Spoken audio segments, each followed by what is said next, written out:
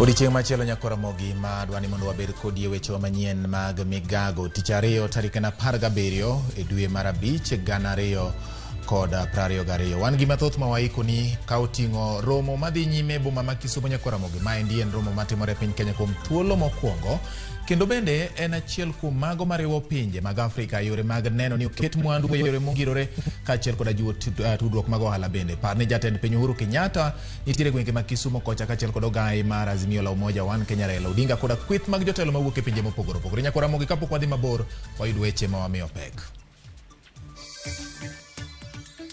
Jatend piny Uhuru Kenyatta oyawo ayanga romo makelo kanyakla johala ma pinje Afrika matimore e boma ma Kisumu.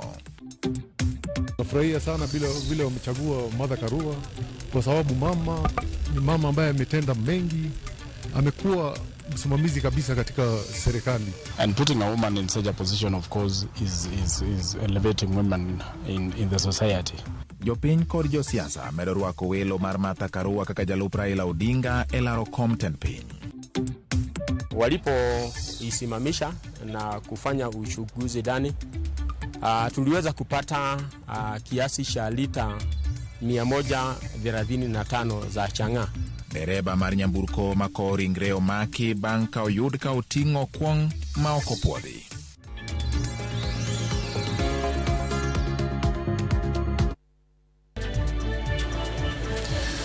Jatend piny Kenya Uhuru Kenyatta oyawo ayanga romo mar 9 mar bombe pinje Afrika ma otisi ni Afri-Cities ma ochakore kawuono e boma ma Kisumu. Uhuru jiwo chenro mag bero lwasi e bombe mag nyayo thuolo makare mag ohala kod tije ka opuoyo okang' ma Kisumu osegoyo e neno ni romb Afri-Cities otimore e yo makare. Jachung' e weche mag dongruok e riwruok mar pinje Afrika Raila Odinga bende ochopo kanyo endo mar dhi nyime koda chenro mag neno ni gikolo moko manyalo jiwo weche mag tudruok gi dongruok e pinje mag Afrika e kindi jotelo manitie e romono. Wadwa ni mondo wang'e ni to thor wach en ang'o. Thor wach mar wechego e romo madhi nyime en mar ting'o bombe madongore malo kendo keto e tim lek mar riwruok mar pinje mar 2030 kod lek mar riwruok mar pinje Afrika ma 2063. Wadani watudre gi jafombo marwa Jael Lieta ma bende nitiere gwenge ma Kisumu mondo ng'iswa ni to gin ang'o gini mosetimore, okenge mage ma osechopie gie sani, moko kuom jotelo madiponi osemolo Kisumu to koda kaka chenro duto oseketi e chakruok ayanga mag romo mar Afri-Cities. Jael, kiwinja to kora achiel kachiel kuomi e boma ma Kisumu, ing'iswa ni gin ang'o gini manyaka gie sani osetimore kaka wuono yawo ayanga romo mar Afri-Cities ma bende en romo mar 9 makelo kanyakla johala e tung' pinje Afrika koni gi kocha e yore mag jiwo ohala kaachiel koda keto mwandu gi tudruok makare. Jael. George Batti era dir jatend piny Uhuru Cities ma bende obagi e boma matin nikech kinde duto te romo makamendi itime bombe madongo. Nyako Ramogi wabro medo luoni mathoth ahinya kotende koda weche madhi nyime Kisumu e Afri-Cities kaluwore koda ng'ikruok matin mobede tudruok mara kata marwa koda nyawadwa Jael Lieta mantiere Kisumu kocha. Wabro medo luoni duto te gik kukugi mar mondo waketi kare kuom gik madhi nyime Kisumu. Wamedo soro nyako Ramogi. Gie sani nyasi mar tipo dhi nyime mar rwako Martha Karua e gwenge ma Kirinyaga tok kanyo Odinga wale kaka jalupne laro kom tend piny. Jotelo mathoth e gwengego kod jopiny oyuoro ka ginyiso morgi kuom lemo ma Karua yudo. Karua gilange koro ni kod wich bar mar lombo jodak ma masawa mar piny Kenya mondo mi obi oluto ombulu ne Raila Odinga e yiero maduong' ma higani. Wawinjane kaka weche chalo.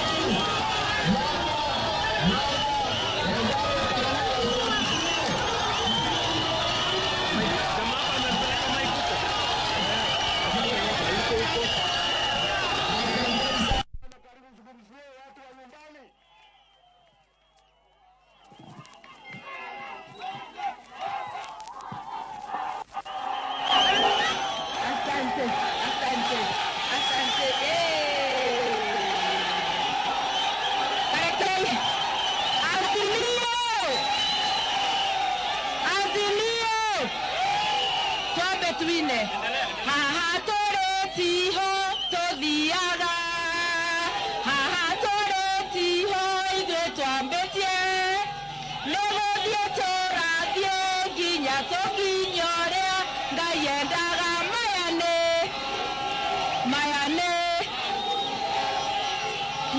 no marurumo mairathimo bure hakuhe nikisema azimio mnasema inawezekana azimio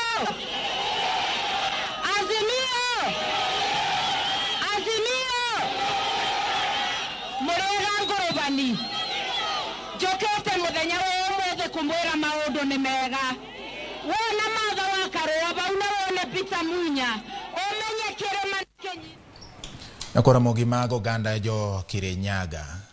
Oganda ma jo Kirinyaga go nyiso mor margi kaluwore koda welo mar Martha Karua kaka jalup Raila Odinga. Kama bende gie sani gin gi mor ka girwako nyargi Martha Wangari Karua. Ginyiso mor margi ka bende giluwo Martha Karua kuonde ma otime rombe mage kata ka koringo ka oduoko ne giero kamano. En bende okwayo gi mondo gisir kweth mar Azimio la Umoja. Mano motelnegi ogai mar Azimio la Umoja One Kenya Raila Odinga motelo ne tarik 9 dwe mar 8. Wabiro medo luwo nyime kata wabiro medo luwo ni mathoth kaluwore gi weche mag Karwago. Ka korwa doke wach marwa maduong' mano wachako go Nyako Ramogi mano mar romo madhi nyime Kisumu. Jatend piny Uhuru Kenyatta oyawa yanga romo mar 9 mar bombe mag pinje Afrika motisni Afri-Cities ma ochakore kawuono e boma ma Kisumu. Uhuru jiwo chenro mag bero lwasi mag bombe kendo nyayo thuolo mag ohala tije ka opuoyo bendo okang' ma Kisumu osegoyo eneno ni romo mar Afri-Cities otimore yo makare. Nyako Ramogi jafombo marwa Jail Lieta sani koro apane wayude yo makare mondo mikoro nyiswa kaka weche chalo e gwenge ma Kisumu. Jail kuomi watimo mos no ng'adore matin kata kamano koro ni nyalo miyo waler kendo iketo wiko kwa kuom gik madhi nyime Kisumu. Ero kamana inya Batti mana kakiwacho kamanero boma ma Kisumu bedo boma mokwongo matin mano e pinje Afrika mabende obedo kod nyasi machalo koda maindie mathothne itimoga e bombe madongo mag pinje mag Afrika kuma bende poch gi pak ochiwne piny Kenya kuom chiwo thuolo makamendi ne boma ma Kisumu ka bende jiwo bombe mamoko mag pinje Afrika mondo luwo kang' ma Kenya osekawo e miyo kanywero mano boma Kisumu kata bombe mamoko matindo mabende gidendo gi dongere ni intermediary cities thuolo mag dongruok ka bende giwacho ni thuolo makamendie en mano mabende biro miyo ok mana bombe go kende dongruok mak mana ni nyaka pinje mag Afrika duto te. Thoth jotelo mabende otwako odiechieng' makawuono owuoye e wi chenro noero mar miyo bombe gi ekie dongruok kata keto okenge makare mar neno ni dongruok otimore e bombe gi. Moluor Uhuru Kenyatta jatend piny Kenya ka bende wuoyo odiechieng' makawuono ojiwo pinje mamoko mag Afrika mondo oket okenge makare mar neno jogo eko mabende odak e bombe gi kanyakla kod kuondego eko mabende olurore kod bombe matindo mondo ne ni dongruok makare otimore.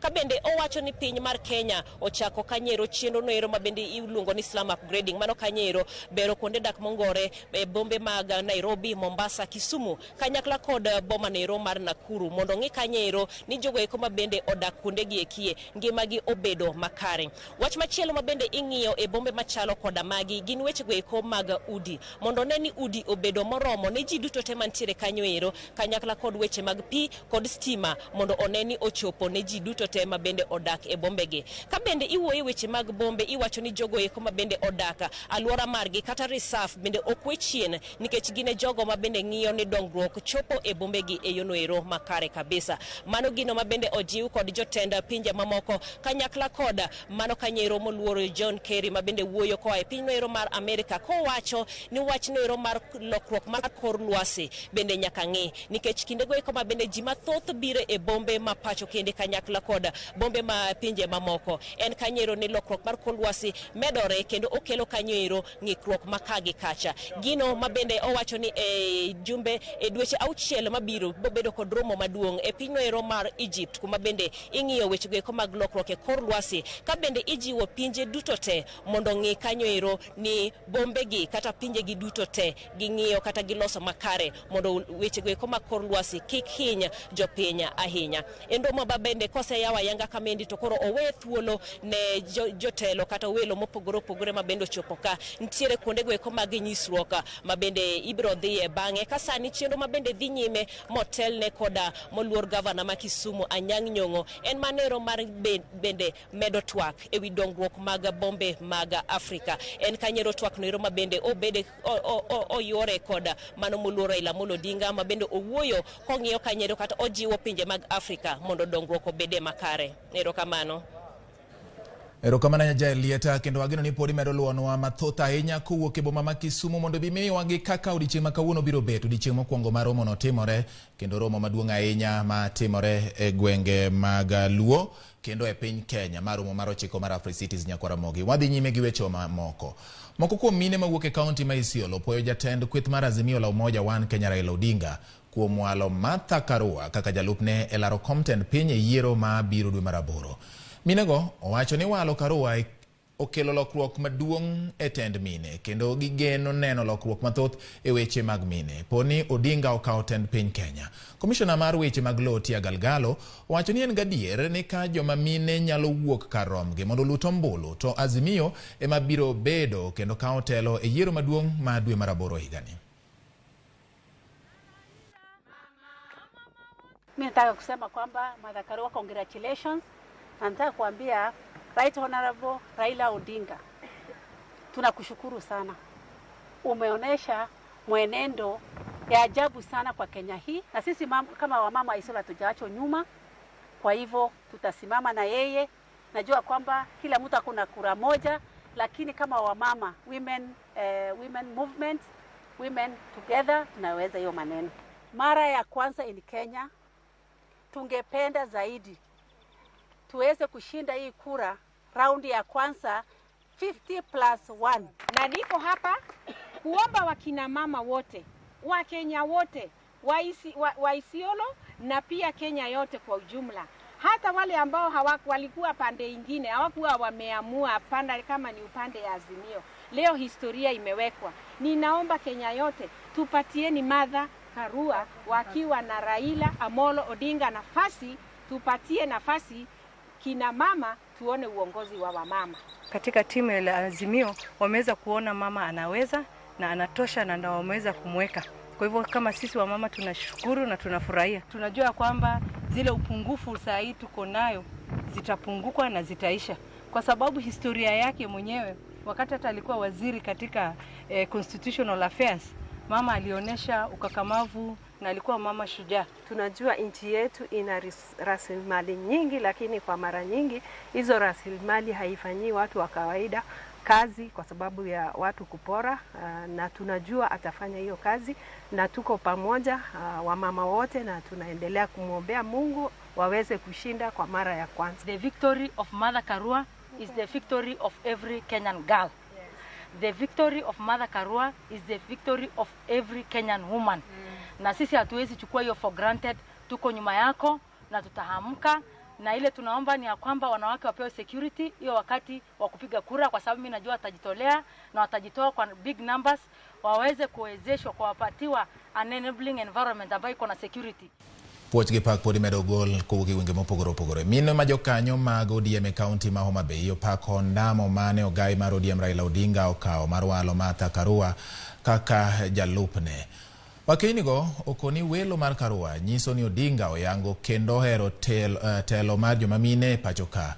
Ka otelgi kod jakom mar mine mag ODM e kaunti ma Homa Bay Peres Ogutu gikwayo joma mine piny Kenya mondo chung' motegno tok Odinga kod Karua mondo gikaw telo mar piny Kenya. Line up mar Kenya ka kawuono wayudore kochakore piny kaka joma mine, wachakore piny MCA nyaka mbunge nyaka the second governor ma Homa Bay ka jakom. Wagoni erokamano maduong' wan kaka mine. Kamano. Kendo wan duto wan kaka joma mine wadhi wuok oko waduto mondo wanyis mine kata man dala mane village kocha ni ok en village kanyo kende, karen be onyalo bedo jatelo chieng' moro. Kamano. Kata nyithindewa manyiri nikech nyiso wa ni kare lek marine kodwa, omiyo wan kaka mine ma Homa Bay County ka Kendo mine ma Kenya mangima wakao thuolo ni mar goniero kamano kuom yie mondo Martha Karua obed deputy president. Baba Raila Amolo Odinga. Nyasaye omed gwedhi kendo wan kodi machiegni. Omiyo wawacho gi dwol achiel ni wan kaka mine wawuok oko kabisa. Kendo wakwayo mine man oko ni mondo embrace leadership mar joma mine. Nikech nyako chakre gi piny kodhi malo. Omiyo ng'ama nyocha paro ni miyo ok nyal telo ne uru gima jakomo timo.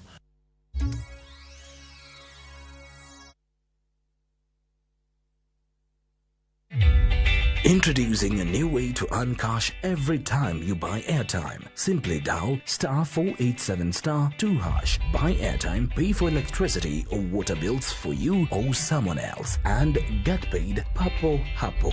Usinunue airtime na tokens bure bure tu. Earn instantly with *487*2#. Dial *487*2# now. Under the high patronage of the President of the Republic of Kenya, the city of Kisumu will host the 9th edition of the AfriCities Summit from the 17th to the 21st of May 2022. Several thousands participants, including 3,000 local officials, are expected to attend the summit. The theme of this edition is the role of intermediary cities of Africa in implementation of Agenda 2030 of the United Nations and the African Union Agenda 2063. Register today on africities.org and join the summit in Kisumu from the 17th all the way to the 21st of May 2022.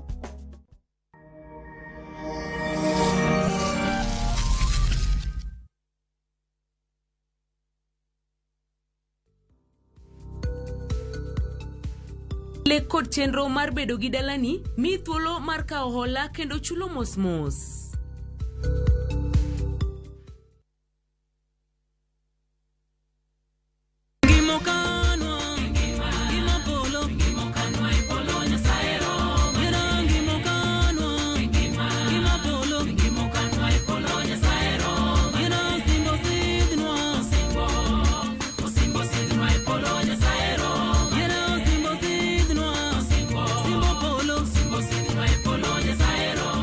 Ruoth Jonyasaye, ma jatich Ruoth Brother Wycliffe Oruko.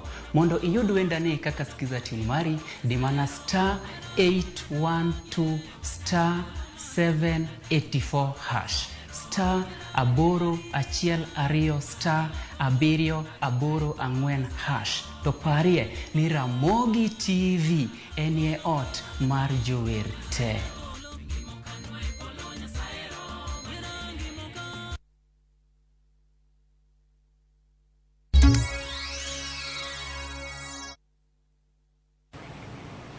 Machiegni kendo nyako Ramogi wadonje tielo machielo mar weche manyien mag migago. Wadhi nyime kapod wamiyo puoch gi paka moko kuom jotelo mabende medoro tu magi kachir koda in mindiko nwa kokale namba 36000.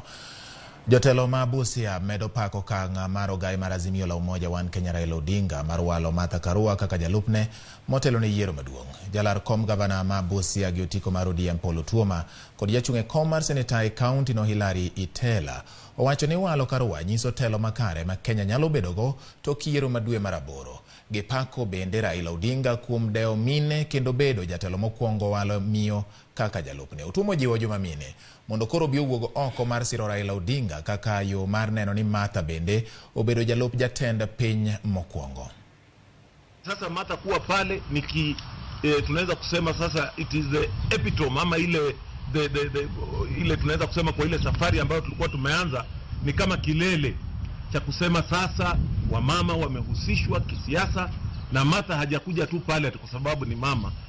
Lazima pia uangalie historia yake.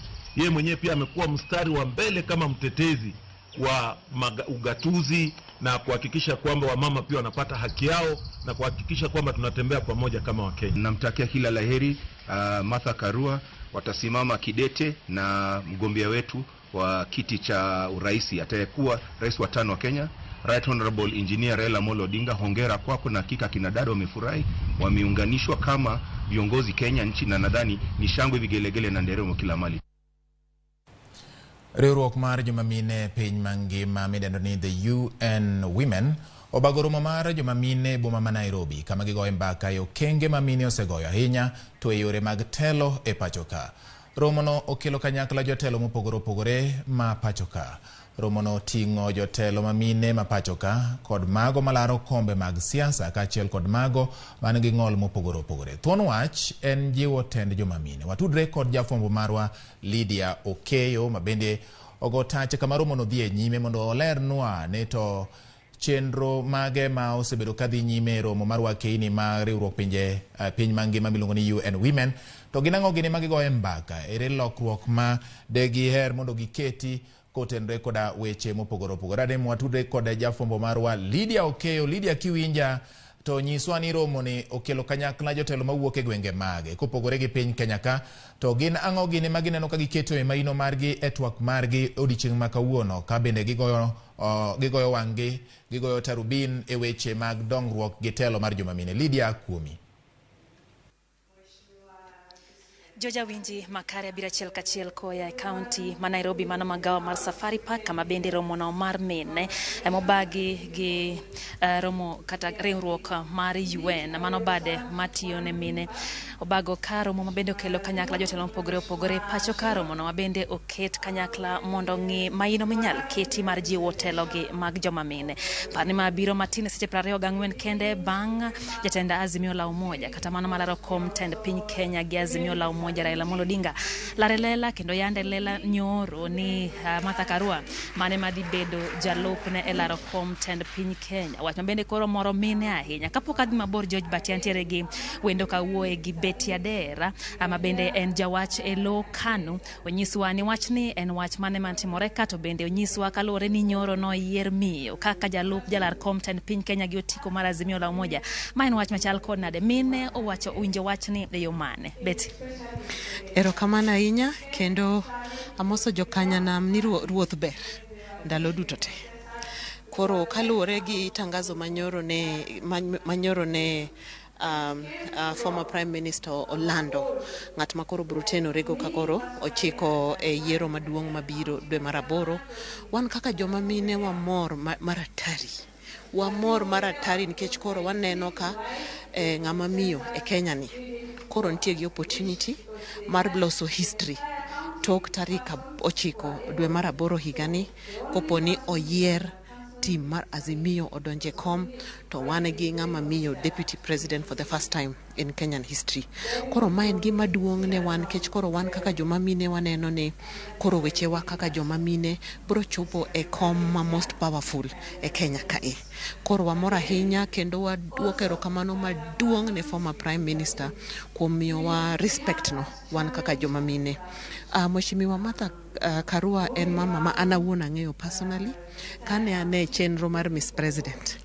Ne en one of my mentors kendo wige 2 nok kal koko gona sim kotiega kopuonja kendo kojiwo chunya mondo adhiya kuonde moneno katimo marach oduoka e line makoro naduoga bedo a finalist e program no machopo kuma koro achope kawuono.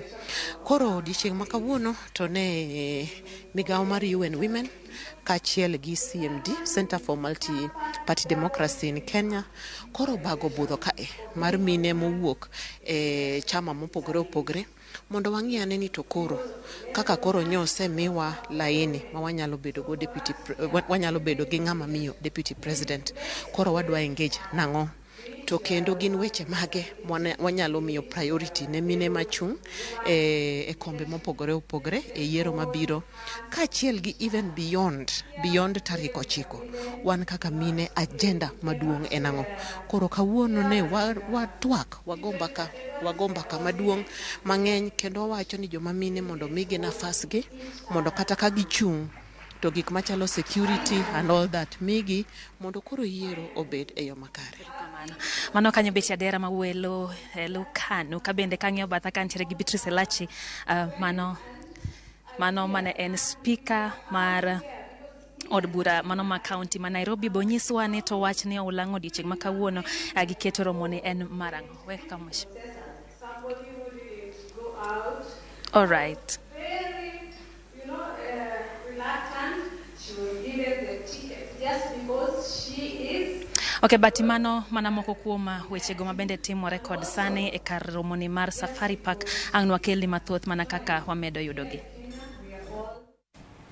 Erokamano ahinya Lydia kuom liekono matimore magawa ma Safari Park kama mine e bwo riwruok mar pinje piny mangima UN mano mar mine bende otimo romo ka gigo okenge mopogore opogore. Wadhi nyime. Jariemb nyamburko mating'o ringre joma otho kod jakony mare ni e od ang'ech bang' ka nyamburko mane giriembo ne ondhi kasombo andiwo machiko kopuodho e gwenge mag Udhiru, Dagoreti kod Kabete.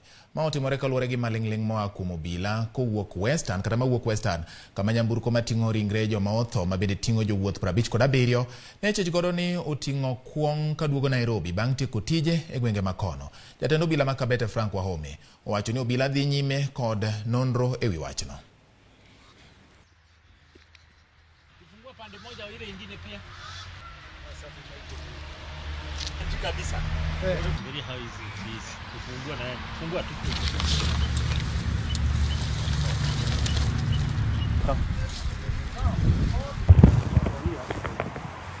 Maofisa wetu ambao walikuwa wako kazini waliweza kupata habari ya kwamba kuna gari ambalo lilikuwa ni la has, yani magari ambayo ni ya kubebea maiti ambayo ilikuwa imebeba chang'aa, na walipoisimamisha na kufanya uchunguzi ndani tuliweza kupata kiasi cha lita 135 za chang'aa. Ilikuwa imebebewa mifuko kama vile ambayo mumeona. Mtu hangeweza kudhani ya kwamba imebeba chang'aa. Tuliweza kushika hiyo gari na wale ambao walikuwa ndani wengine, na uchunguzi unaendelea kubainisha mzigo ulikuwa wa nani, ili yule ambaye anaweza kuwa ndiye mwenye mzigo aweze kuwa dealt with kulingana na sheria. Ramogi odwa ni mondo wakao yueyo machuok kende to kapo katimo mano ndiere moko kuom milome ma wuoro na kae ndiye neno ka Josephat Woodley Gala Uchieng wacho ni entiere kayole matopeni Boston. Osedonjero kama na enya kasto rafiki Nyakwaro Pondo wacho ni congratulations Martha Karua deputy president ka oyergi wacho kama nero kamana rafiki Nyakwaro Pondo. Kai ni benaneno ka Naftali Oko jauradi wan kaka jomigori wa congratulate Martha Karua erokamano Dhiambo Lunga mano god kwer Migori apoyo yiero manyo bedo kuom joazimio. Oria Nyakware nyagem swago ka intiere Mombasa in bende ipoyo kaka ne joazimio timo welo margi mar jalup Raila Odinga. Nyakware Ramogi wadhi yueyo machuok ka waduogo wan gi mamoko mabende waiko ni kamoting'o mag tuke kata kamane nyalo medo oro na ote mari 2-3-6-0-0 waikao yueyo.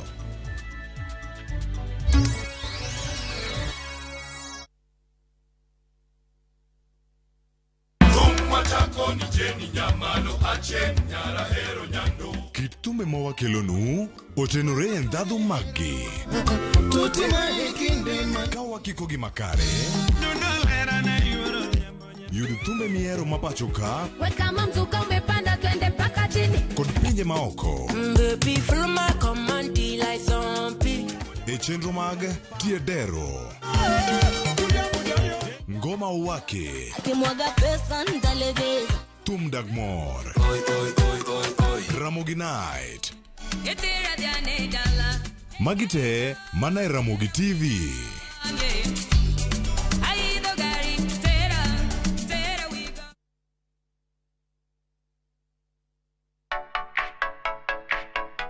Ka idwaro yiero ngwacho, many ngwacho motegno kendo mochwiny. Kik ibed gi rangi maricho kendo kik iyier ngwacho mosebarore.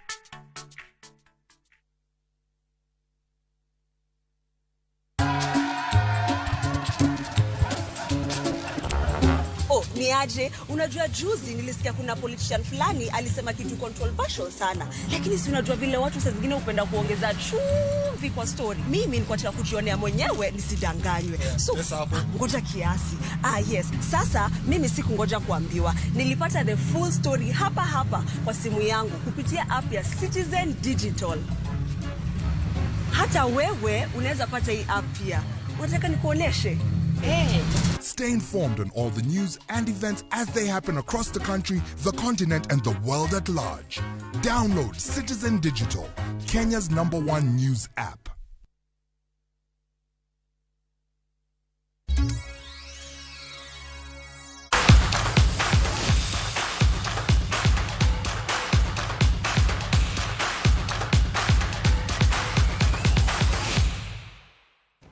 Machiegni koro wadonje weche mag tuke. Jotugo mag golf Greg